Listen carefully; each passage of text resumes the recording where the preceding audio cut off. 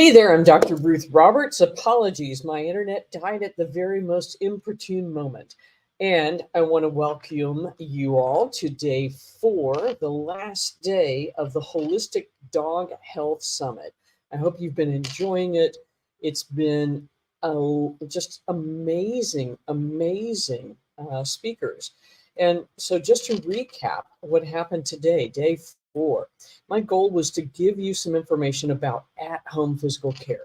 So Dr. Igor Yerman from PetsPimp started us off teaching us about pulsed electromagnetic field and how to use pulsed electromagnetic therapy, and essentially discovering the science behind this ancient concept of electromagnetic healing, and why PIMP is considered the non-invasive spa day for your dog's pets, for your pet cells, and how to integrate PIMP into the daily routine for maximum health. Next, we had Donna Wood speaking about using light therapy to heal chronic disease. Now, Donna went beyond just the regular red light therapy that most of us are familiar with and started talking about how green and blue light therapy could be the secret weapon for calming anxious pets and combating bacterial infections. And then lastly, she discussed the science behind the groundbreaking red light therapy and told you some amazing healing stories of pets who bounced back from illness thanks to light therapy. Next was Michael Daly, one of my certified holistic pet health coaches, showing you simple massage techniques that you can use at home. And what he hopefully taught you is how to discover the emotional benefits for both you and your dog of regular dog massage routine, and how to incorporate a range of motion exercises into your routine as well to keep your dog flexible and moving easily, and transforming your living room into a wellness retreat for your dog with simple massage techniques. Lastly, Dr. Jeff Feynman, who is a trained homeopath with Holistic Actions, his website now, taught us about veterinary spirituality and symptoms and the relationship between them so we can have healthier animals.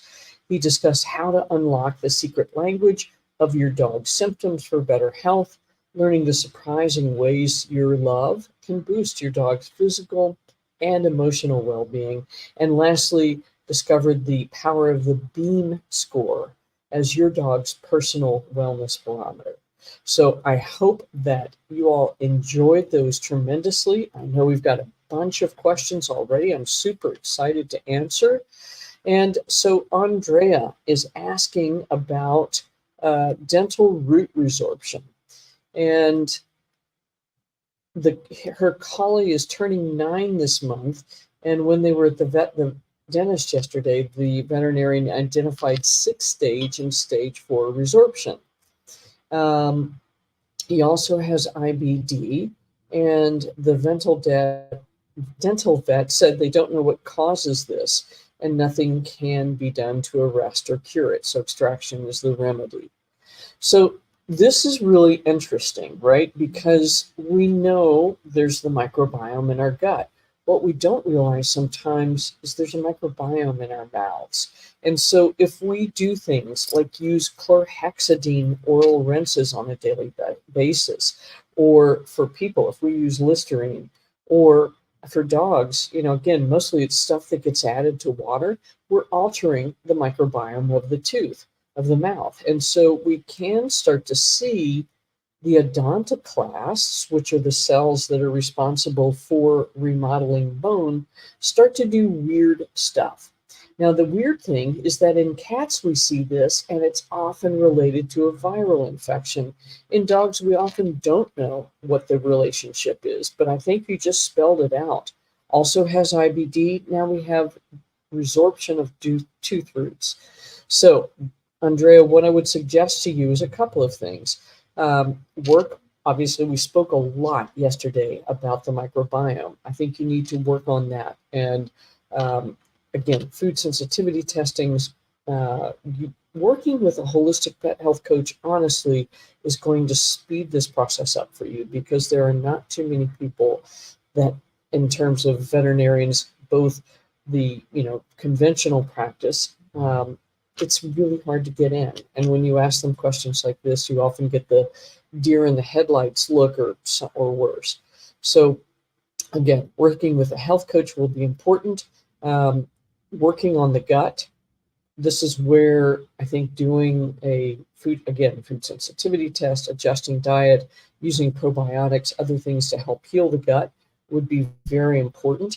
There is a product called TEEF, TEEF, which is a probiotic support that you can add to drinking water. And then this helps to improve the microbiome in the mouth itself. And then once you're working on all these things and getting the IBD under control, then we can start to see improvement in the dental health. So it really does fit hand in glove. I hope that helps you. That's really a frustrating and frightening thing.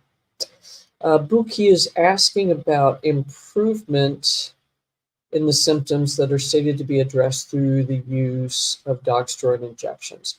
So again, the FDA says we can use testosterone injections for osteoarthritis and the frailty of aging. And part of the reason we'll see things improve is because testosterone is an anabolic agent. And so if we have an older dog that's failing, literally failing in front of your eyes, and we have given this dog an anabolic steroid, then they begin to retain more muscle mass. They feel better. They have more vim. They have more vigor. And then the other thing we discussed on day one is this does indeed help improve the reduction of production of luteinizing hormone. So it is extremely effective.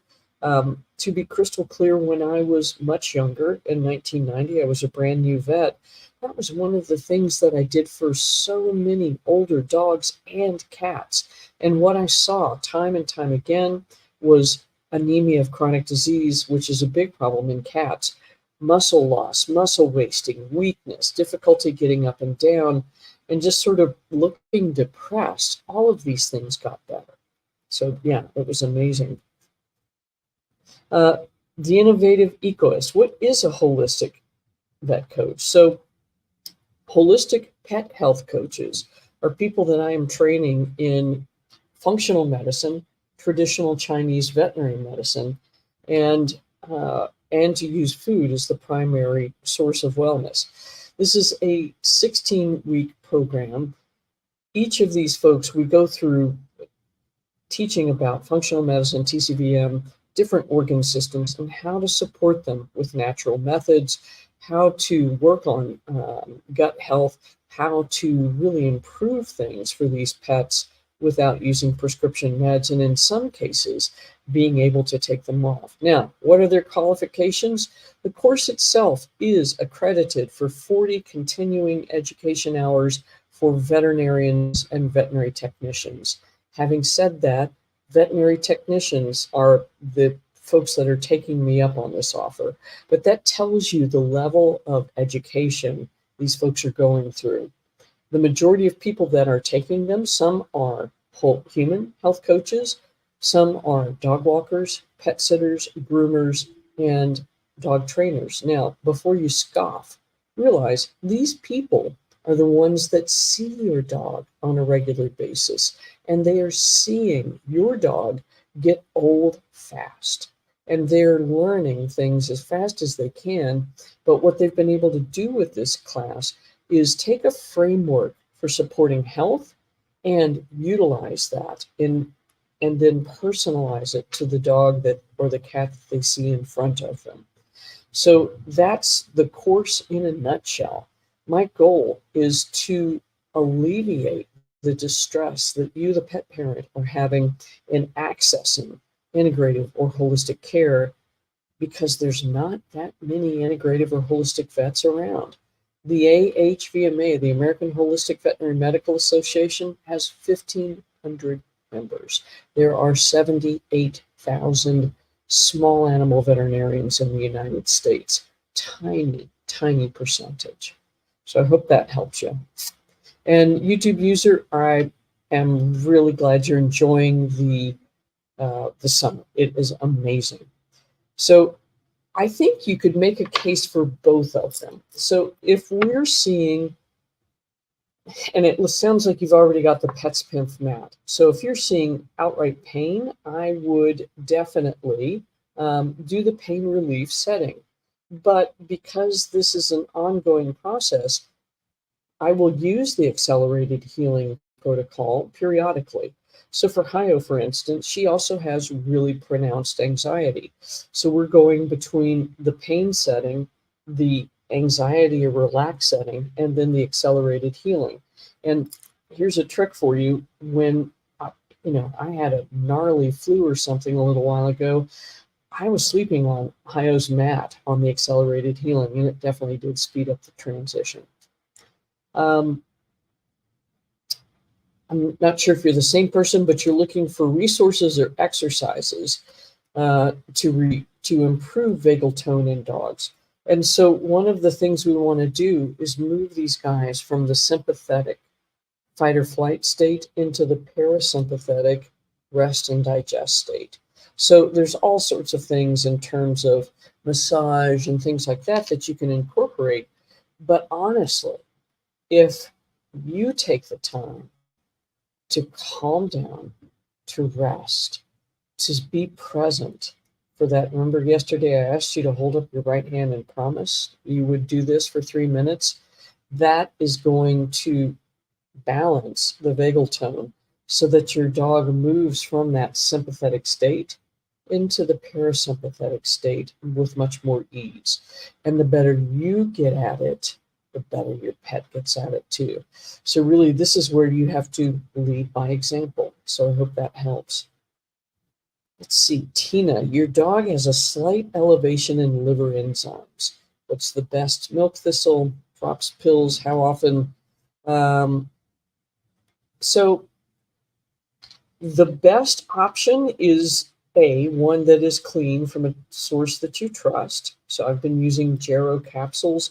There are amazing milk tinctures available.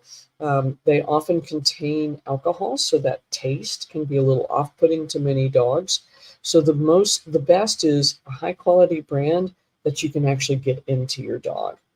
And I think that particularly for folks in the Southeast, when I was in South Carolina, I would tell folks, okay, if you're giving your heartworm prevention, then the next day, because we don't want to take the medication out too soon, start with a week of milk thistle.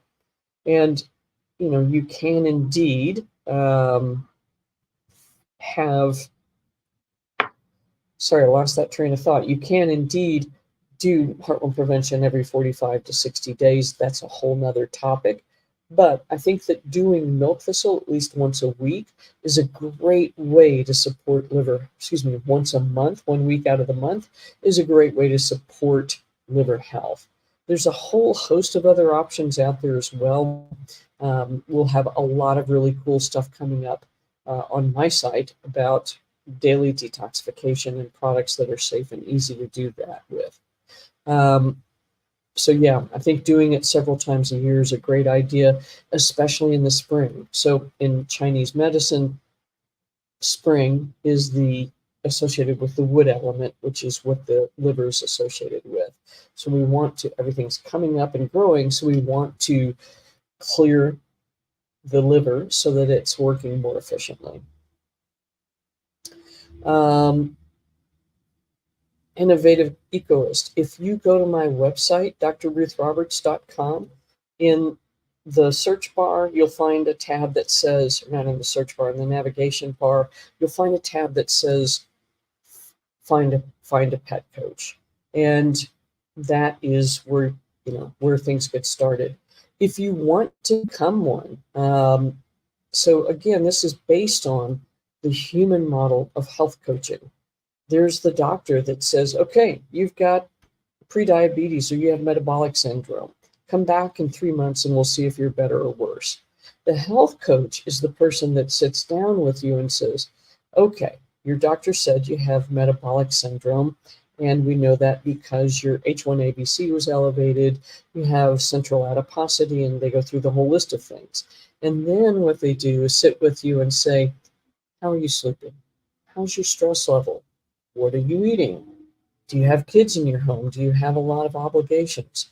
So they look at all of those things in terms of lifestyle factors, and then they start working with you on improving your diet, on improving the function of your microbiome, discussing supplements that help support the efficiency with which the body operates. And then by doing that, we move from that metabolic syndrome, which I do believe pets get, by the way, dogs especially, into a state of health. So that's what happens. If you want information on the program, again, go to my website, contact us and say, hey, give me some information on how to become a holistic pet health coach.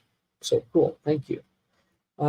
Jennifer, you have a 5-year-old, 12-pound spay female cavapoo. I think you're in the medical industry because you've given the whole signalment. OS with ovary-sparing spay, I guess, with a diagnosis of ectopic ureters. That stinks. Uterus. Okay. She had corrective surgery. No, it must be ureters at NC State on 412. Cystoscopy showed presence of several anatomic abnormalities, including bilateral ectopic pelvic bladder, urethral band, vaginal band, blind pouch. Yow, you were just not having fun. Post-procedure showed mild proximal shifting of the bladder. Okay.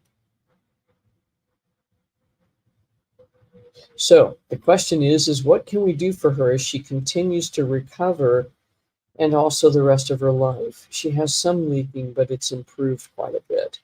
So that stinks. I got to tell you that your baby has a lot of congenital issues. So again, if we're going down the functional medicine path, this is where you must be exactly on the money with how you are feeding this dog. And what that means is that you have to find exactly what's right for her. The proteins, can she have carbohydrates? Can she not have carbohydrates? What type of vegetables? What types of fats? All of that. Keeping her microbiome in as tip-top shape as possible is going to be critically important because the colon's up here, the bladder's under here. And if this dog is dysbiotic, the bacteria come down into the bladder. And then you couple that with all these abnormalities in structure, you just have a recipe for disaster. So those two things are important. Moving, exercise, keeping things flushed is going to be critically important. And then also doing, she just went through a lot of stuff. In April, this is where I would start working on detoxification, just to kind of help her body deal with all the stuff she got exposed to. So again, this is where a coach is going to help you walk through this stuff. I'm actually, right now, I'm in Dallas, Texas at a Cellcore meeting. If you don't know that company on the human side, this is their whole and total focus, is creating products that assist in detoxification. Cool. And Buki, you are lucky if you have a veterinarian nearby that does dogsterone. I think you're going to see some amazing benefits. Tina has 2 more questions. What is better to add to a whole food diet? Brown rice, white rice, couscous, barley, or other? And Tina, the answer is what your dog responds best to. So what I would suggest doing if you're not feeding any of these things is to, number one, sadly, brown rice has more arsenic in it than white rice. I think Lundberg is one of the few brands in the United States that actually has tested negative. The rice has tested negative for arsenic.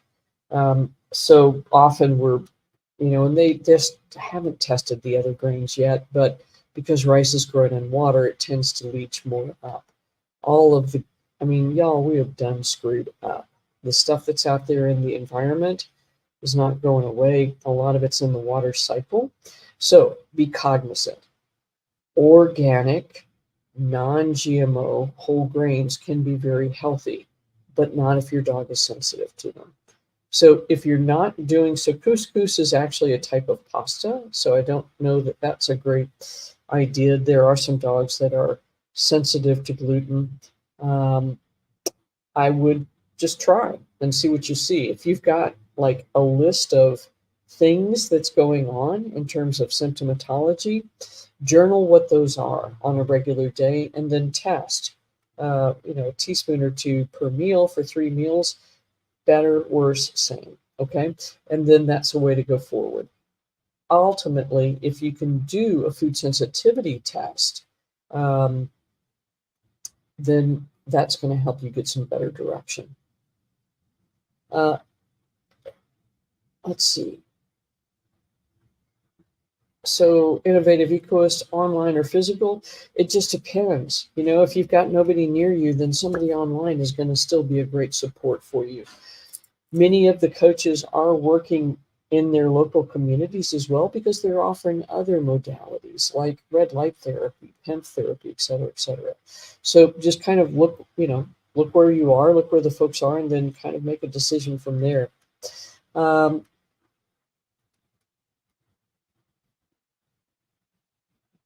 The YouTube user, testosterone therapy, will that be beneficial to a 17-year-old dog? Absolutely, because again, it treats the frailty of aging. And at 17, these guys are starting to get up there.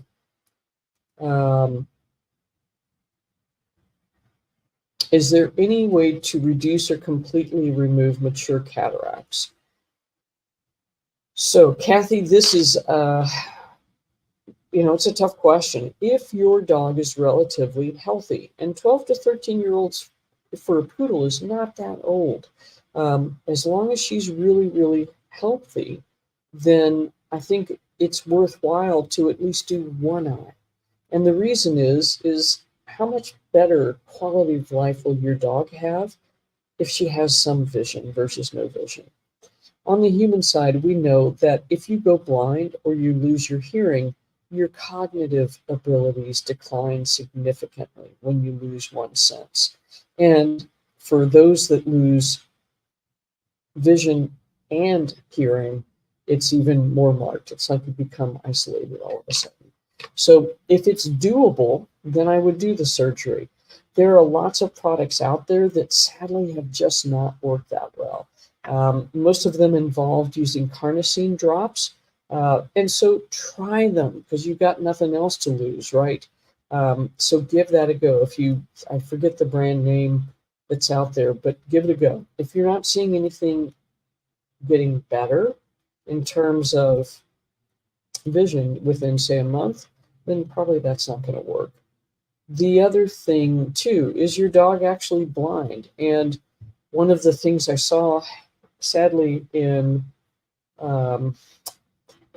practice was veterinarians would see that whiteness from the eye, never put an ophthalmoscope up there, and many of those guys just had lenticular sclerosis, which is an aging change. And what that means is that when the vet looks with an ophthalmoscope, we can see through that cloudiness and see the retina. So just double checking on that. Hopefully your vet has done a great job. Blaina, my apologies. I have a mini portable red light therapy device for humans. Can you use that for dog arthritis? Yes, many of these devices you can. What I would do is contact the manufacturer of the device and just check with them what their suggested treatment protocol is. And then should you invest in a PIMF mat? It's an easy thing to do. And again, the cost is not inexpensive, but $400 relatively, it's a better buy, and you can support many other things. Uria, milk thistle, yes. SAMe, not so much. So it turns out, I don't know why veterinary medicine decided SAMe was great for liver support. It really is not that great. The thing that really works in milk thistle, this came out of a study in children probably 25 years ago now, that had ingested amanita mushrooms, which are the really pretty ones that are incredibly toxic. And the children that received milk thistle and extract, silymarin, in the hospital, they all survived. The children that did not, the vast majority of them died. So this is really the thing that is effective for liver support. Let's see. Tina, safe rawhide treats. Your boy's a chewer and you've cut him out because she's afraid they aren't safe and you're giving marrow bones. Stick with that idea. So here's an interesting thing. One of my students did, her son had to do a science project. And so she decided, okay, I'm going to figure out how digestible is all of this stuff. And so she got some muriatic acid, which is a form of hydrochloric acid. Now, in your stomach, the pH of hydrochloric acid is like 1.5. Muriatic acid is like 3 or 4. So it's not quite as acidic. And what she did was take food and rawhides, so various types of food, kibble, et cetera, and put them in muriatic acid and stirred them periodically. So the cool thing is the original Crock-Pot diet completely digested in 9 minutes. She had some freeze-dried raw that was in a shed for 5 years. That was completely digested in 25 minutes, which is like, but okay. And then the next one was actually, strangely, pure puppy food. Everything else she tested, raw food, freeze-dried, those took several hours. So like the actual raw food, the meat that's not been highly processed. And then all of the kibbles took at least 20 hours. The rawhide took 24 hours in acid before it started to break down. So it's one of those things. I think it's okay every now and again, but on a regular basis, marrow bones is a much better thing. You just have to watch to make sure they're not fracturing teeth. And your friend has recommended Rick Simpson oil.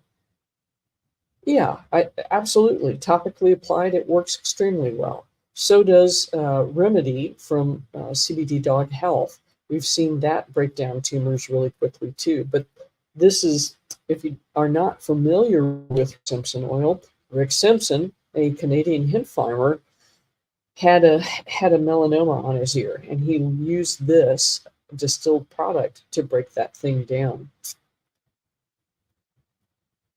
Cool.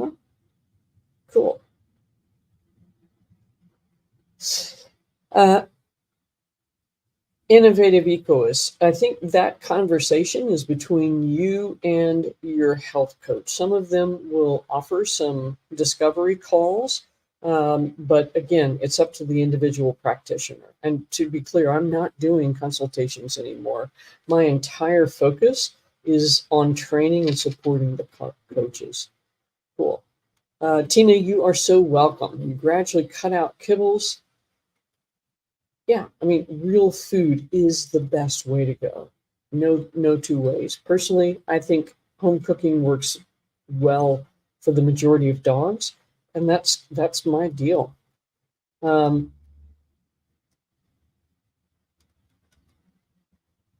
Making chicken stew for daily feeding and fixed with liver, salmon, quality beef.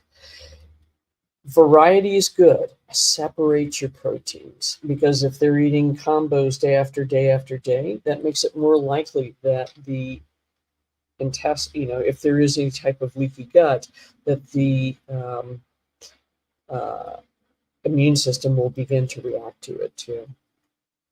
Blina, your girl had surgery last year for pyometra, and yes, it is done for female dogs as well.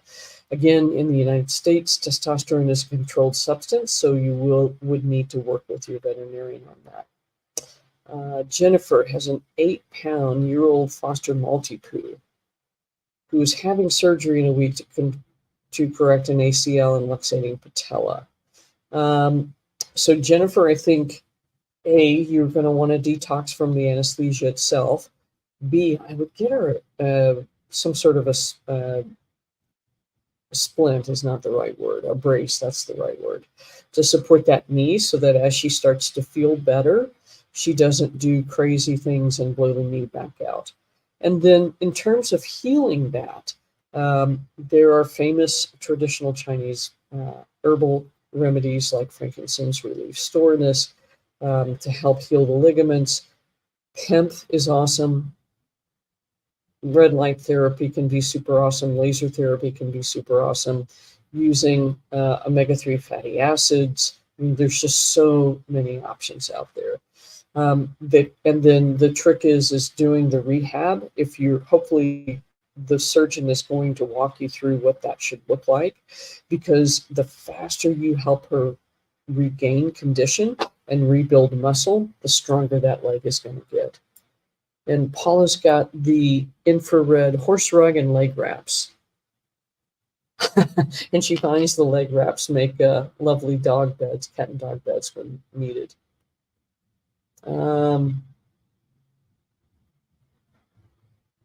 Let's see. And Jessica's HOA just sprayed herbicide and pesticide all over the neighborhood. What do? You need binders, and you need to wash your dog's feet, chest, and legs every time you come in from a walk. So washing this stuff off is going to be critical. Also, this way you're not bringing all of that stuff into your house. I love this photo too. And then, so binders are things like plenoptolite, zeolite, fulvic acid, humic acid, support the liver, because that's kind of the other big thing is that if our detoxification systems are not working well, then if we support liver, again, support the microbiome, then we're able to really improve how things work in terms of getting rid of those toxins. Unfortunately, it's part of our lives now, but it stinks when your homeowners association is just spraying the entire neighborhood. So it's tough stuff. And Kathy, with your poodle, she's got bilateral cranial cruciate tears and hypothyroidism. Well done on the natural desiccated thyroid and herbals. Keep rocking. Cool.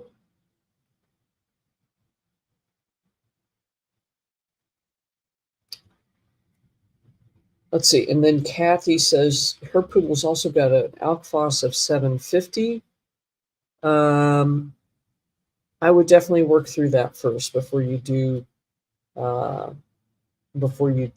any type of anesthetic.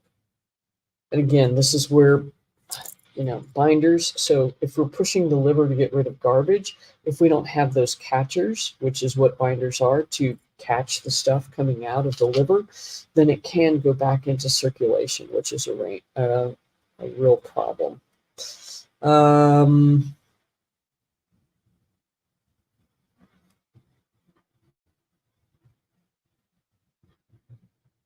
Thusia, you can use topically. If we had an outbreak of viral warts like 3 or 4 years ago, well, actually more than that, 8 years ago. And so we were using the homeopathic version of Thusia if the dog had lots and lots of warts, and a lot of them would get them inside the mouth. It was just really painful. So one of the things you can do is Thusia topically if it's just one. And then the other would be to use a homeopathic preparation of Thusia to help get things under control. Hina girl, Maui, your 16-year-old Pete Chihuahua, love this, was like a puppy until December. Thickened stomach and pyloric region cancer or lymphoma.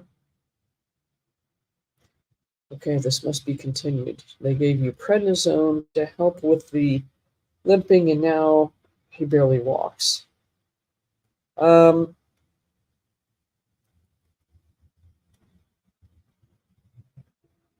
there's a process going on, right? So something caused a thickened stomach, and you don't mention the symptoms that sort of led up to that. Prednisone is depleting, and over time, it can create a lot of muscle wasting. It definitely causes you to excrete so many of your um, electrolytes, so that can create weakness.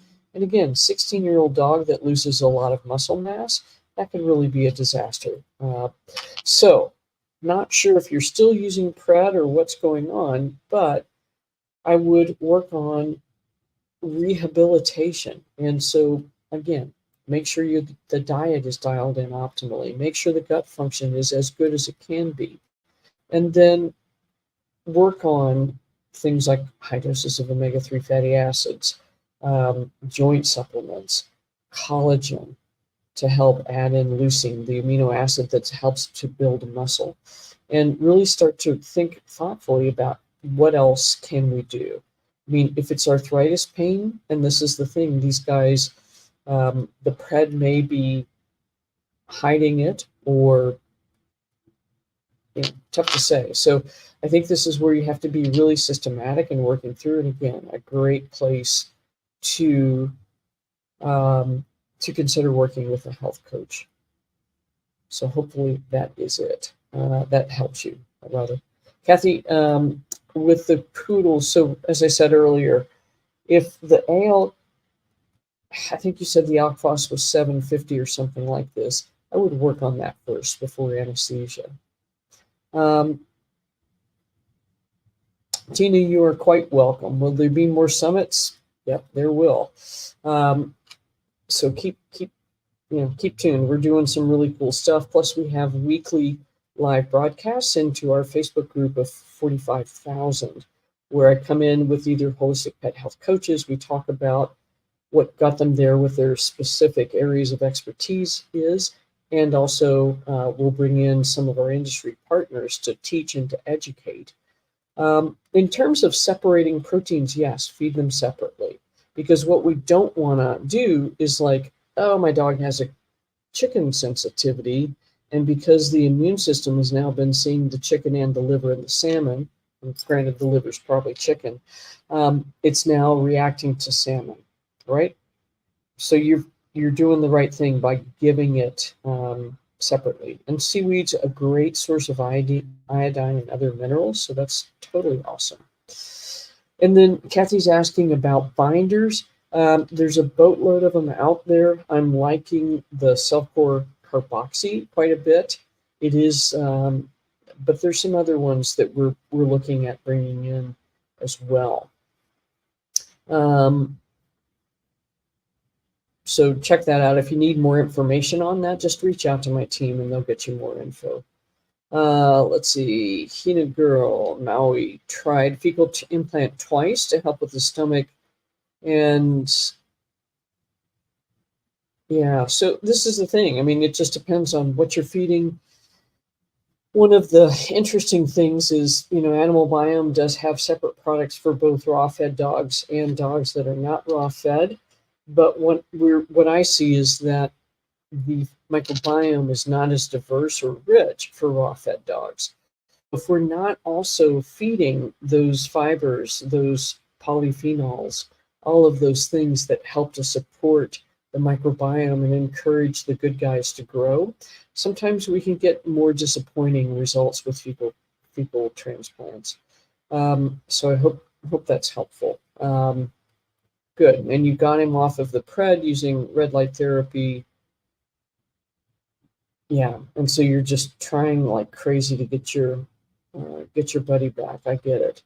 So again, I think you maybe need to do a deep dive into what's going on with the gut, because if that's still out of whack, then things are not so, this may be part of why you're having such a hard time to recover. Let's see, YouTube users asking what's a good high dosage for fish oil for an arthritic 20-pound dog. So the published dose is 149 milligrams per kilogram, or almost 300 milligrams per pound of body weight. So that's 3,000, that's 6,000 milligrams per day. And that's a lot of oil. You do want to find an omega-3 fatty acid supplement. And notice I'm not saying fish oil now, I'm saying omega-3s. So if you look at a label, for instance, the average capsule of fish oil is about 1,200 milligrams of fish oil, but it's only about 270 milligrams of omega-3 fatty acids. And so it's critical to make sure that you're getting a product when you need to use these higher doses, to make sure that it's been concentrated so that the omega-3 fatty acid dose is quite high. And in fact, we'll see products that are 2,000 or more milligrams per teaspoon, and that's really what you want to look for. Because this is a big dose, you want to go slow because it's an oil, and that can create some issues if you start it all at once. So hopefully that helps you. C.A. Gatti. For teeth cleaning, you don't like to do this because of the anesthesia, but not sure what else to do. And I get it, right? Anesthesia is always a risk. There are companies that do anesthesia-free dentals. The difficulty is that what that means is that they can clean off most of the tartar, but if the teeth are already dead, exposed, infected, then that really does require anesthesia to remove those rotten teeth and clean things up. So, in my practice, we were anesthetizing dogs and cats, and in fact, I cleaned one of my own dog's teeth at 16. But I was making sure that everything was really in good shape before the anesthesia. We used the lightest anesthesia possible. And I also used B12 and acupoints afterwards to help them detox stuff out. So if you can find a veterinarian that's really, really cautious about anesthesia and optimizes it for elderly pets, I think the risk goes down dramatically. Innovative Ecoist, you're asking if you're feeding a pork-based diet and then supplements like cod liver oil, beef-flavored supplement, et cetera, yeah, the supplements can absolutely create food sensitivities. And I think, again, this is why having the knowledge from food sensitivity tests can be super, super helpful. So that stinks, right? And you think, oh, it's just a little bit of beef in the supplement. That can be enough to really create all of the symptoms that folks see. Let's see, Tina is adding turmeric paste, mushroom powder, glucosamine treats, seaweed sometimes. Yeah, and I would sort of rotate through some of those things. So weirdly, we're also seeing a lot of food sensitivities to turmeric. So I think that, rotating through your supplements is a good idea. Using ones that are not flavored as much as possible is a good idea. And then, that's it. That's where I love what your main goal is, to use whole foods, because that's really where the magic comes in. But anything you can do to control inflammation. And the other thing too is maybe take a day off a week from supplements. Really do a fast, let the gut rest, all of those good things. Island Lady, I'm so sorry to hear this. And this is the amazing thing to me.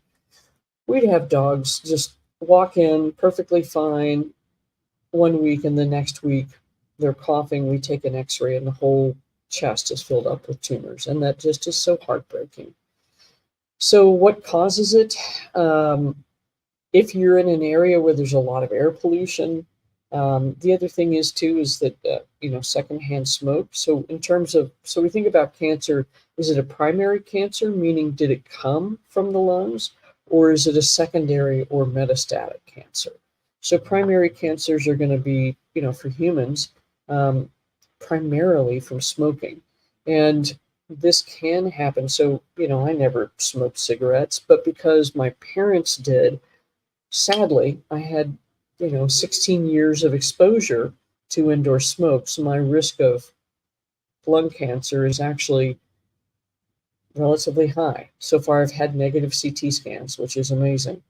So the other is secondary or metastatic cancers. And so it just depends on where the primary was. But honestly, when I would take an x-ray and see this kind of stuff, it's like, do we want to really go digging to find out where this came from? And the answer is no. Now, having said that, the statistic in the United States that just is baffling to me, how are we in this position, is that in dogs over 10, 50% will develop a malignant cancer. That's insane. Absolutely insane. So this is where, y'all, you have to start thinking about this when your dogs are 6, 7, 8. And honestly, for ourselves, we have to start thinking about preventing the things that we are most likely to experience. All of my family, heart attack, stroke, et cetera, et cetera, et cetera. So all of my life, I've done things to minimize my risk of heart disease, of stroke, of coronary artery clogging. My cholesterol is elevated, but my calcium arterial score, which is a measure of your actual risk of developing heart disease or heart attack, and literally they're doing a CT scan to look at if the vessels in your heart are calcified. Mine is 0, but this is because I've really worked hard to modify the risk factors for things for heart disease, because I knew this was an issue. My point is that we can do this for our pets. So we can. So this is the deal. Start thinking about what the potential issues are. Look at the breed of dog that you have. If you have a doodle, look at both, golden or Labrador, depending on what kind of doodle you have, and poodles. And you need to look at, okay, what are the cancers both of these breeds develop, and what can we do to help prevent and support that pet? So we always used to say, oh, you have a mutt, they're much healthier. It turns out that they're going to carry the genetic traits for disease of both of the pets. Jennifer, no, these Q&As, Jindy, I'm not sure, but I think they'll be on the petsummits.com YouTube channel and Facebook. I think that's correct. Innovative Ecoist, do any veggies cause allergies? Sadly, yes. Really common are green beans. Carrots are starting to increase. Flaxseed is a big problem. And these are because, all of us veterinarians are like, our clients are saying, oh, my golden retriever is starving all the time and just is so fat. And so before we figured out the whole food thing, or some of us did anyway, we would say, oh, we'll just, feed less food and add some green beans in to fill them up. So because of that, things that get fed commonly end up being on that list of suspects. And Urja, sorry about that. I've been in Mexico too long. Great, and Jindy got you. Urja's dog is doing great on home-cooked food. Stable, great poops, switching proteins, veggies, etc.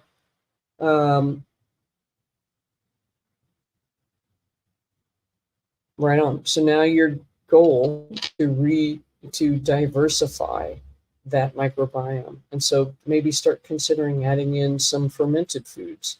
And that could be anywhere from sauerkraut, if your dog is amenable to that, to fermented goat's milks or kefir or something like this. So right on. Does fish oil increase the need for vitamin E? Often it does, because it sort of selectively pulls that antioxidant out. And so it's not a huge dose, but you do probably need to add a little bit in. And I apologize, I'm trying to think of what the dose is, and it's not on the top of my head. But yeah, that is something you do need to add in to help support. Hina Girl Maui, being raw fed, great. 2 super seniors, really confusing and frustrating. So right on, I'm glad. Hopefully we'll help your kids stay healthier through the rest of their lives.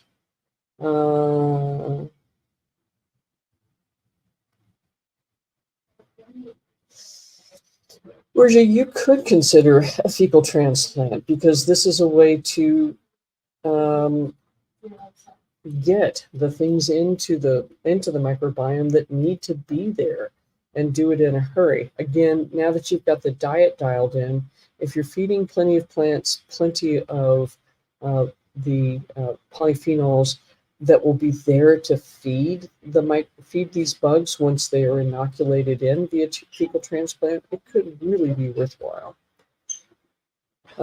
So innovative ecoist, what is spaying? So it is a removal of both the ovaries and the uterus. And so alternatives to spaying is something called an ovary sparing spay. And literally, the uterus comes out, the ovaries stay. And Kathy, yes, if you can get your pup's liver enzymes down and ready to proceed with cataract anesthesia, what's the cataract removal? What's the safest anesthesia? Again, you need to work with the person that's going to be doing the anesthetic. So this is where a lot of superstition comes in, and everybody has their own specific protocol. Does a heart murmur complicate anesthesia? It can, if it's really severe. But again, if the heart disease is stable, the fluids given during anesthesia are moderated. It usually is very safe. Yeah, so Island Lady, if nobody smoked in the household, then likely this was a metastasis from somewhere else in the body. And again, I'm so sorry. That's so heartbreaking. I'm glad, Tina, that this has made a difference already. That's awesome. So polyphenols. So you've heard that expression of eat the rainbow, right? Polyphenols are what give color to the rainbow. So red peppers, tomatoes, beets, those are the reds, the oranges, the orange flesh squash, the greens, the yellows, the blues. Those are all polyphenols. And again, that they're really, their benefit is in optimally feeding the bugs in the microbiome.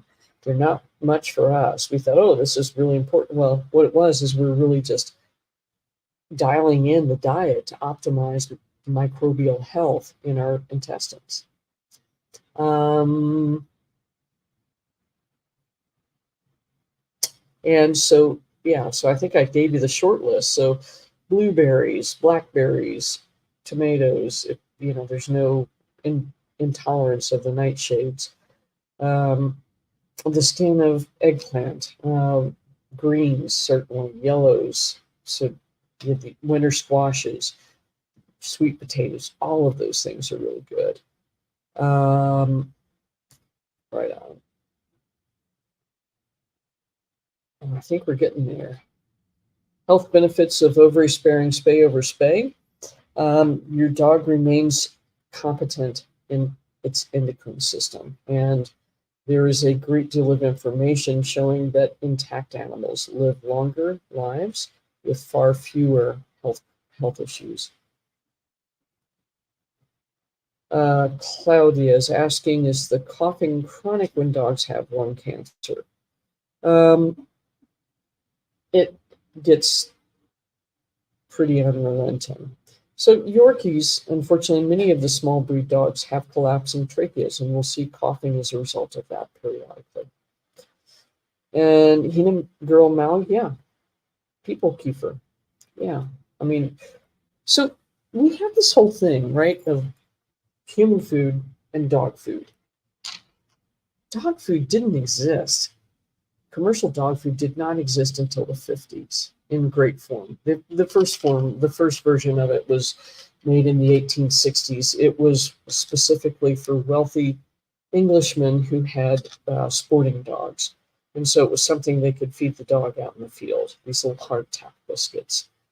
Not great quality food.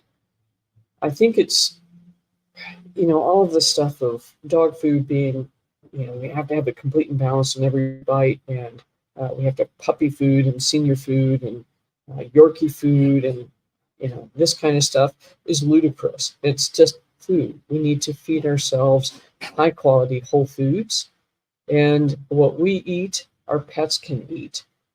Now, cats sometimes take issue with that, but dogs, by and large, if they've started in life um, early with whole foods, it's a very, very easy sell for them. Wow. Okay, got lots of questions, and I got to do some wind up stuff too. Um, YouTube user, nightshades are not as much of a problem for dogs, but if you've got an allergic dog that's got a lot of histamine reactions, that can be more problematic. And Paula, I'm glad this has been brilliant for you. I'm so happy to get this info out for you. Ruth, with your Great Dane puppy, abnormal spine, hunchback, walks with head down. That's just heartbreaking. I'm so sorry. So see if you can find somebody that does rehab medicine, because just like people with severe scoliosis, if you can find someone to support you in helping your dog stay strong and learn how to improve its posture, then that will mitigate some of these things. But at 12 weeks, that is really, really tough. Sounds like there's congenital abnormalities in the spine, which is just tough, tough, tough, tough, heartbreaking. Alrighty, here we go. There's a couple of things I need to do as well. Today is the last day of the summit. If you have not done it and you want access to these talks again, this is the last day of the discounted price of $59. Tomorrow it goes up to $129, and there are all sorts of really amazing benefits that come with that as well. Now, the other thing I want to do is to thank our sponsors again. They help support this program, make sure this information got out to you. So thank you, thank you, thank you to Chi Dog and Dr. Susan Burr. That if you were here for day 3, Healing the Gut and Spleen, she did an amazing talk on traditional Chinese medicine digestion, which is a complicated thing to understand. She did a beautiful job of breaking it down.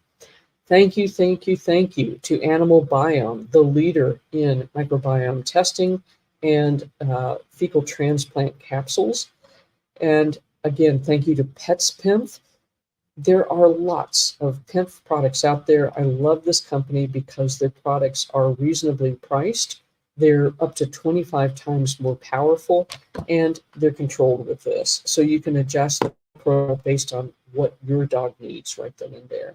And lastly, Doc Rob's Silver and Well Pet Dispensaries put together a lovely site with a lot of different options and ways to support your pet.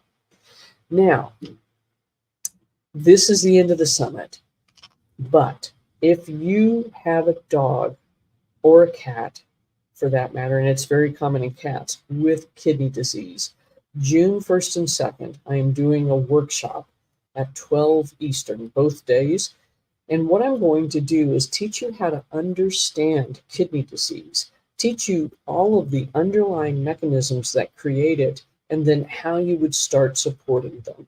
What I want you to do is, if you sign up for this workshop, is bring your lab results, because if I can help you learn how to interpret your labs, then you have so much better understanding of what's going on with your dog.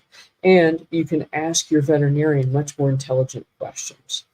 So that, I think, is what we have. It has been my pleasure and my honor to offer you this information, to bring these speakers together for you. We have to really thank the folks at petsummits.com that put on these summits year in and year out. They do a marvelous job at making this as easy as possible so that the information gets to you in an easy to use and really accessible format. So thank you, thank you, thank you. And I hope to see you soon. If you need help with anything, don't forget to reach out to me at drruthroberts.com. It is a wealth of information. We've got over 10 years of blogs there. My YouTube channel's got over 500 videos. We've done tons and tons of live broadcasts. And again, we have a Facebook group called Holistic Pet Health of over 45,000 people, where the coaches are going in to support pet parents just like you trying to figure this out. And Claudia, thank you. I'm glad this has been really informative for you. And thank you all for coming and sticking with me through this day. So I think that's what we've got. We're wrapping it up, and let's give a big celebration for the information that Holistic Dog Healthcare Summit brought us in this round. Take good care, and I hope to see you soon.